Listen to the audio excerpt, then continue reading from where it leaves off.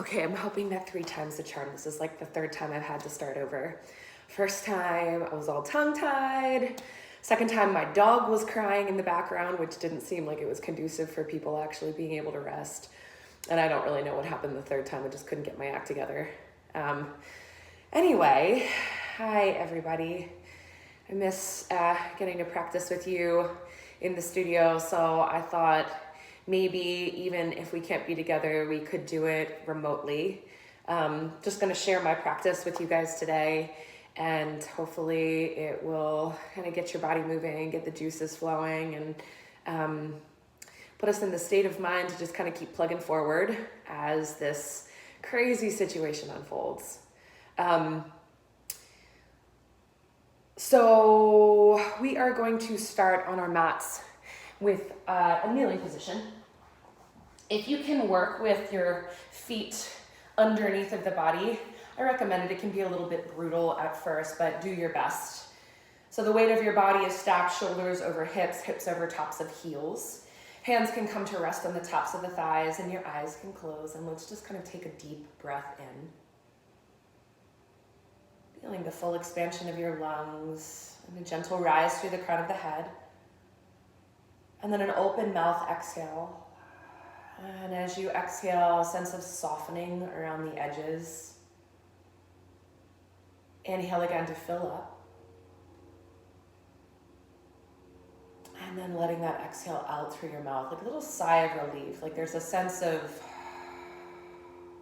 relinquishing some of the patterns of holding or the thought patterns that have been keeping us kind of from doing what makes us feel good and healthy. One last time.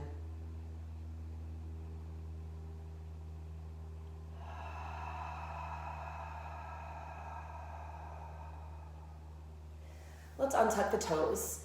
So now you're going to bring your feet about the width of your hips. Drop your pelvis all the way down to the floor. If you have props at home, you're welcome to use blocks. And you can also get a little creative. You can use a blanket or you can use a pillow, basically whatever you have lying around. So now we're feeling that stretch across the tops of the thighs. Take a breath in, draw your shoulder blades together. Let your tailbone wag back behind you and then draw the shoulder blades together and start to tilt the chin up towards the ceiling. And then exhale, scoop your tailbone underneath of you and round it out. Sense of widening through the space of your shoulder blades. Little bit of a lower belly lifting up towards the spine and back. Inhale, heart draws forward. Shoulder blades come together on the back. Tailbone goes back, almost like a seated cat-cow. And then exhale to round it out. We're going to do that just 2 more times, following the rhythm of our own breath. You might keep your eyes closed, so if there's other movements that need to arrive in your body to explore, to fidget, to just kind of see what's happening. And then as you inhale, letting your chest draw forward again. This time you're going to lift your hips off of your heels, curl your toes under, bring your hands to your lower back, and then just very gently drive the front of the hip points towards the space in front of you. You can use your hands to kind of lengthen the back of your pelvis slightly, and then let the center of your chest lift up. It's a really gentle back bend. It's early on in the practice. And then release, bringing your weight back to your heels. Let your hands release down to the floor, and then lift your sits bones up towards the ceiling, keeping a bend in your knees. Let's walk those feet in so that they're hips width distance apart. About the space for 2 fists, so you can kind of tighten the big toes up against the outer edge of your hands. And then release through the back of the neck and the shoulders so that you're draping your rib cage onto your thighs. I know for me, doing this with bent knees feels really nice. So I'll turn, you can see a little bit of a difference. A lot of us can do this with straight legs, but there's so much more information that your hamstrings will receive if you work with those knees bent. Relax the crown of the head down towards the floor and really just think completely easing through your upper body, through your torso. If you need support, hands can stay on the floor, or you might reach for the clasp of opposite elbows so that you kind of created a frame for yourself in your ragdoll pose. And then play a little bit with your weight distribution, kind of rocking to the outer edge of one foot and then rocking to the outer edge of the other foot. Each time you exhale, see if you can soften just a little bit more, that sense of letting your spine elongate down towards the mat. Last round of breath here. And then let your hands release all the way down to the floor. And you might roll up your spine if that feels good for you. I know it helps for me to traction my feet away from one another. So there's a sense of really engaging through the outsides of the glutes when we isometrically pull the feet apart. So stacking the spine, seeing if you can find all of those little sticky spots so that you're not moving the spine all as one unit. I know for me the upper back is the spot where it starts to get a little bit more challenging. And you're allowing the head and the shoulders to be the last things to arrive all the way up at the top of the spine. Turning those palms to face forward, nice broad chest for your mountain pose. Inhale, sweep those arms all the way out and up, bringing your palms to press above the head, and then moving the arm bones back as you reach down through all four corners of your feet. There's a sense of rooting down, lifting up on the fronts of the knees, and then lengthening the sides of the body as you reach through your fingertips energetically. Exhale, bend your knees. Start to let your tailbone poke up and back so that it's a tilt forward in your pelvis that's leading you all the way back down into that forward fold. Inhale, slide the hands up to your shin bones or up to your kneecaps and find your half lift, lengthening from head to tail. Think shoulder blades down and together just slightly, and then lengthen the sides of the waist by pressing your hands into the legs. Exhale, release into your forward fold, letting your body fold in half like a piece of paper. One more time, slide up, hands to the shins or to the kneecaps, that half lift, arms are straight. Find a slight inner rotation of your thighs to widen the back of your pelvis. And then release, hands release all the way back down to the floor. Now let's step to downward facing dog. Working with bent knees in this downward facing dog just so that we can work to create a little bit more of a crescendo in the lower back. So high on the balls of the feet, knees bend, and then sits bones lift way up, which is going to create more of a tilt forward in the pelvis. Drive all 10 of your fingers into the floor, especially the pointer finger and the thumb. Make sure that they are rooted. Hug the elbows towards one another, and then exterior rotation through your upper arm will help you to engage more of your upper back muscles. Start to scoop your tailbone underneath of you and see if you can roll it forward through the spine here so that eventually those shoulders are stacking over the wrists. Some of us may find that we have to walk the hands a handprint forward for this. Option to bring the knees to the floor as we lower all the way down. So we're going to move the chest forward, pressing into the toes. Elbows hug in and back, and the whole body moves as one unit as we lower all the way down. Bring the tops of the feet to the floor, press into your pubic bone, all 10 of your toenails. And then slide your hands out a little bit wider than mat's width distance, coming up onto your fingertips. So you're giving yourself just a little bit more of a wingspan. And then press down to lift up. So using those legs, using your core to support you, softening the neck, look forward. And then exhale, release all the way back down to your forehead. Bring the hands, sliding them just underneath of your shoulder blades. Press back to a child's pose. Knees wider together. And remember that this is a pose you can visit anytime that something feels maybe inaccessible in the practice. Or if you feel like you're fatiguing to the point of not being able to fully engage safely in a posture. Roll forward through your spine, stacking shoulders over wrists. And let's come to downward facing dog again. Taking the sides of the waist up and back. Let's walk forward, so bringing your feet to meet your hands, maybe as many little baby steps as you need to get there. Try to keep your palms rooted on that ride. Slide the hands up to your shin bones, find your half lift, and release into your forward folds. Rooting down through your feet, let's rise all the way up to stand. Palms come to press above the head. Maybe this time adding a little bit of a back bend. So driving hip points forward and up. Little squeeze in your glutes. Keep those legs firm as you bend your elbows into the shape of a cactus. And then tilt the elbows forward, which will help to tip the shoulder blades kind of underneath the back of the chest. We want to think less leaning back and more of this energetic reach up and out through the sides of the waist to encourage the center of the chest towards the sky. One more big breath in, maybe curling the gaze up, the heart up. And then inhale, arms back up. Exhale, knees bend, fold it all the way back down to the floor. Inhale, half lift. Maybe the hands stay on the mat this time. Plant those palms, step back. Once again, we're going to take it all the way down onto the belly. Slide the hands off. Take up a little bit of space. Press down to lift up. Softening the neck and the shoulders. And then exhale, release. Option to slide those hands underneath of the shoulders, and you might press back to child's pose, or fire up your legs, so curling the toes under, reaching back through your heels. Firm up your belly. You might even try to lift your belly button off of the floor. Take a big breath in to prepare, and then as you exhale, press straight up to the top of a push-up, and straight back to that bent knee downward facing dog.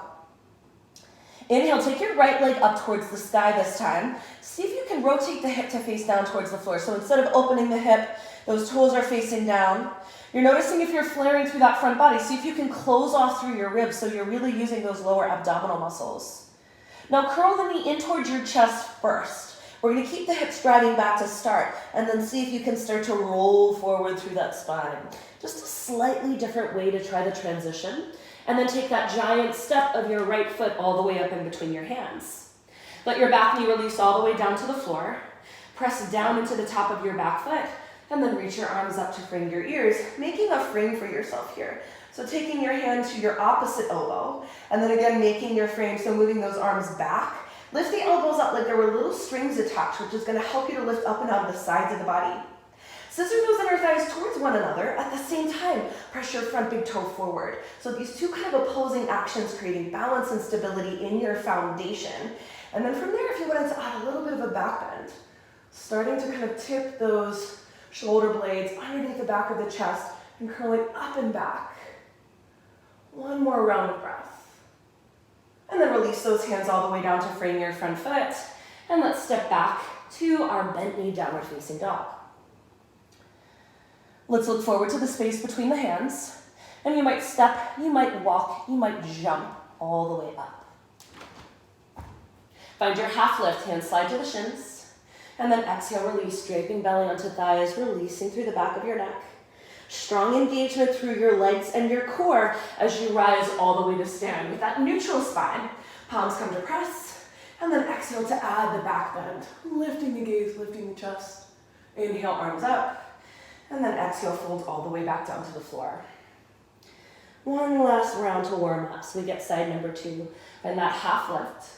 Plant your palms and step back. Option to lower all the way onto the belly, or if you practice chaturanga, maybe this time lowering halfway down, no lower than the height of the elbows. Press back, tops of the feet come to the floor, then really firm up your arms, drag the fingers back to widen the collarbones. Keep both of those legs working, quadriceps and glutes engaged. And then roll over the toes and send the sides of the waist up and back to downward facing dog. Breath in, send your left leg back behind you to the height of the hip, rolling that hip down towards the floor. Scissor the inner thighs towards one another at the same time you're reaching that left heel back. And then curl the knee in towards your chest first. Keep driving the pelvis towards the back of the space that you're working in. And then roll forward so that your shoulders stack over your wrists. Take that giant step, left foot up in between your hands. Back knee lowers all the way down to the floor. You're making that 90-degree angle with the front thigh, so we don't want to let the knee come in front of the ankle. Part of what helps with that is pressing that front big toe forward and finding that inner thigh squeeze, that magnetism. Really, especially making sure that you're squeezing your right glute is going to help to level your pelvis off to the space in front of you. Now reach for opposite elbows here. Move those arm bones back to create your frame, and then lift the elbows up. Keep that squeeze of those inner thighs so you're supporting yourself with a strong foundation as you lift up and out, creating that little bit of a back bend. Remember, we've got plenty of time to get to our full expression, so no need to force. Find something where you're still able to breathe. One more big breath in, chest up, up, up. Exhale, hands release all the way down to frame that front foot, and we step back to our bent knee down dog. Let's take a round of breath here. Inhaling through the nose, sits bones way up. Exhaling out through the mouth, softening the neck, the jaw, the eyes, anywhere where you feel that habitual tension start to creep in. One more inhale.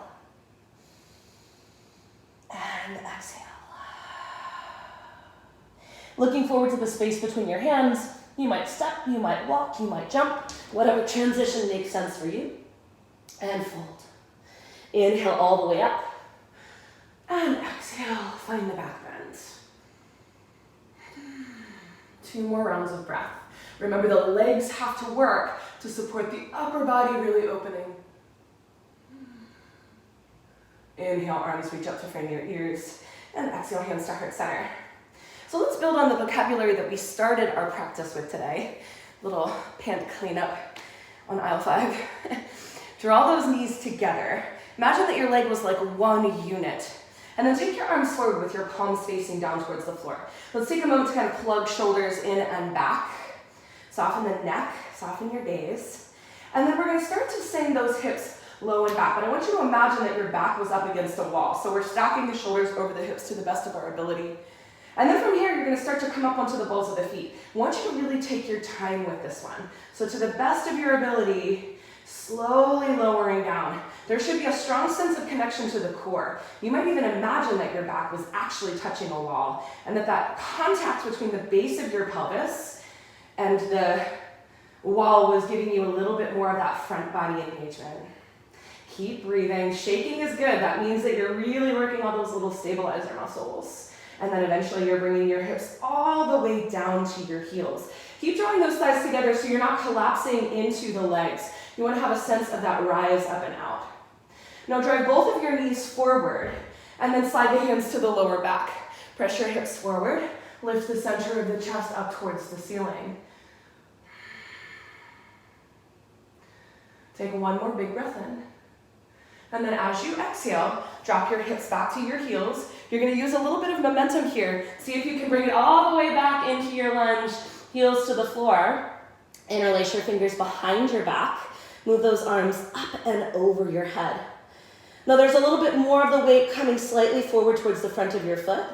Find that tilt of the tailbone way up and then tighten the belly towards the spine. As you hollow, see if you can press the rib cage onto your legs. As the arms come up and over the head, you might find that bringing your palms to touch is available to you, just an option. Really energetically reach those knuckles up and then bring them over, bringing your forehead down towards your shins. Release your hands all the way down to the floor. Slide your feet behind your wrists, plant your palms. Option to get right into Bakasana. Let's get that blood flowing. So knees climbing onto the backs of your arms. I actually just realized I finished my tattoo. I probably shouldn't be doing Bakasana, but if you want to, it's there for you. Otherwise, you're turning your toes out towards 10 and 2 o'clock, dropping your pelvis down and taking a moment in your Malasana, your yogic squat. 2 more breaths, whatever it is that you're practicing. See if you can be fully engaged, maybe a sense of creating a little tautness from head to tail if you are in your Malasana. If you're working on your crow pose, your Bakasana, the more you bring the weight forward towards your fingertips, knees up towards your armpits, the closer you'll be able to get to straightening those arms.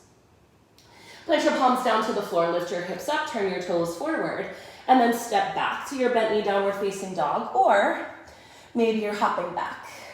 Roll forward through your spine, stack your shoulders over top of your wrists, and then exhale, taking your vinyasa in whatever variation that you practice.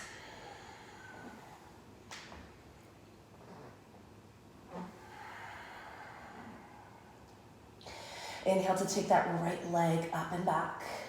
This time bend the knee and let that hip slightly open towards the ceiling. Keep pulling your left hip crease back and your right shoulder down so you're squaring off. And then really activate that right foot so there's a flex. Now circle that right knee forward a few times. It's an exploration of the range of motion. So it's not just like checking the box, like, okay, she said to circle her knee, so I'm going to circle the knee. See what it feels like. Where are there sticky spots? Is there a way that you can make it a little bit less sticky? And then send that leg straight back behind you. Again, curl that knee in towards your chest. And then roll forward through your spine. And then take that giant step of your right foot all the way up in between your hands. So from here, you're going to let that back knee come all the way down to the mat. Inhale, arms sweep up to frame your ears. Hips drive forward, making your opposite elbow clasp lift up. Release the hands all the way down to frame your front foot. You're going to slide that right leg straight back behind you to the height of your hip. And then from here, pivot the left toes off of the mat. Bring your chest to face the side of the room. Now, if the front body is really flared, see if you can close off a little bit, that the front and the back body are doing an equal amount of work. Reach your right arm up and over your ear, and then press down into the hand that's on the floor. See if you can wrap the shoulder blades together as you lengthen in both directions. Let's bring that right foot all the way down to the floor, and you're going to press off the hand that's on the mat, coming into gate pose. Right hand, palm facing up towards the ceiling, is resting on the outside of your right leg. Left arm comes up and over your ear. A little bit of that squeeze of the inner thighs towards one another to help you to balance. And then left pinky finger turns down towards the floor as you reach, opening up that side body. Let's plant the hand all the way back down to the mat. And then sweep that arm back up and over your ear. Now, option to stay here, or really press down into your inner edge of your right foot. And you can either bring the left foot in front of your right foot, or stack the feet one over top of the other. Side plank pose. Release both hands all the way down to the floor. Spin your chest to face forward. And you might take it straight into your downward facing dog. or you might move through your vinyasa.